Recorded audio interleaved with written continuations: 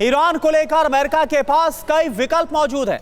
America के target पर Iran के सैन्य ठिकाने हैं। ईरान में सत्ता परिवर्तन और सैन्य शासन मुमकिन है, यह विकल्प भी साथ लेकर चल रहा है अमेरिका। अमेरिकी युद्धपोत जो अमेरिकी वॉरशिप है उस पर लेकिन ईरान का हमला संभव है। एक से एक बड़े जो युद्धपोत तैनात किए गए बेहद शक्तिशाली, उनका ईरान खात्मा भी कर सकता है, इस बात का भी डर कम नहीं है।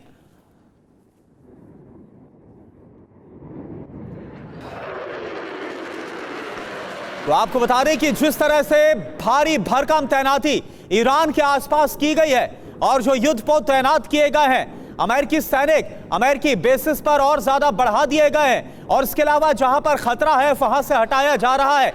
यह कुल मिलाकर इंडिकेट कर रहा है कि अमेरिका कभी भी ईरान के खिलाफ बड़ी कार्रवाई का फैसला, सैन्य कार्रवाई का फैसला ले सकता है।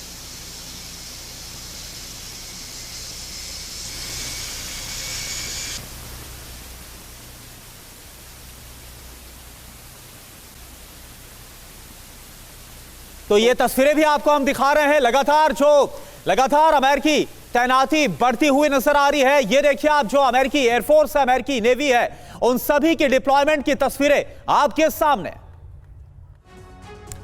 तो एक सवाल सबके जहन में है कि अगर हमला हुआ, अगर अटैक हुआ, युद्ध चालू हुआ तो क्या होगा, क्योंकि तैयारियां कई स्तर की हैं। एक तरफ तो अमेरिकन बेसेस ईरान के चारों तरफ है, मिडिल ईस्ट में मौजूद है, वहां से अटैक या फिर एक मेजर सपोर्ट लॉन्च हो सकता है। समंदर में भी अमेरिका की जबरदस्त तैनाती है। दूसरी तरफ ईरान ने अपने मिसाइलों को वॉर रेडी रखा है। तो अगर हमला हुआ तो क्या होगा? चुनिंदा सैन्य ठिकाने निशाना बनेंगे, राजनीतिक बदलाव की कोशिश होगी, ईरान में सत्ता परिवर्तन और सैन्य शासन हो सकता है, और विदेश और परमाणु नीति में भी बदलाव होगा। ईरान का जवाबी हमला संभव है, अमेरिकी युद्धपोत पर भी हमला होगा, यह पहले ही ईरान ने कह दिया है, क्लियर किया है। सिंघल सर, अब बात कुल मिलाकर यह है कि ईरान मैक्सिमम क्या ऑफर कर सकता है अमेरिका को, ताकि यह वॉर टाला जा सके। अब ट्रंप जितने साल हैं, कम से कम वो ट्रंप के रेजिम में इस वॉर में इंगेज ना हो। ऐसा क्या है ईरान के पास जो अपने हितों को देखते हुए मैक्सिमम ऑफर कर सकता है? मेरे विचार से ईरान जो ऑफर करने के लिए तैयार होगा एट दिस मोमेंट, अभी जो लग रहा है वो है, एक तो न्यूक्लियर जो उन्होंने एनरिचमेंट किया है 60%, उसको कम कर दें, और इंटरनेशनल इंस्पेक्शन जो आजकल बंद है उनको वो अलाउ कर देंगे। दूसरा, वो उन्होंने ऑलरेडी ऑफर किया हुआ है इकोनॉमिक साइड पर कि ऑयल और जो रिसोर्सेज हैं उसमें अमेरिका के साथ मिलकर के उनको डेवलप करें और अमेरिका की साझेदारी करें। जो समस्या है वो दो क्षेत्रों में है मेरे हिसाब से। एक है वो बैलिस्टिक मिसाइल, क्योंकि वो डिमांड जो है, हमें ये भी याद रखना पड़ेगा, वो डिमांड जो है इजराइल की है, प्रेसिडेंट ट्रंप की नहीं है।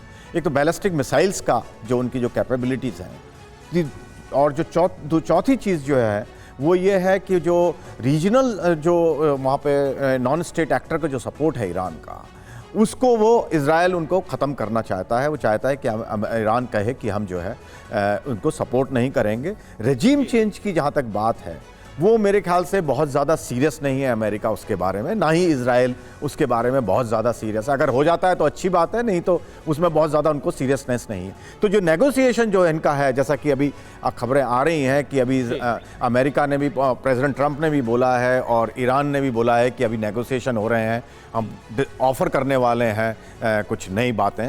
तो वो मेरे ख्याल से वो कोशिश जो है दोनों की तरफ से इन चीजों के लिए है। ठीक है, कुल मिलाकर सिंघल सर, लेकिन ऐसा कोई समझौता भी ईरान नहीं करेगा, जो ऐसा बात सराक्शी की तरफ से भी इंडिकेशन साफ है कि वो ईरान के लिए खुद आत्मघाती हो जाए और एक बड़ा मौका इजराइल और अमेरिका दोनों को मिल जाए उसके खिलाफ।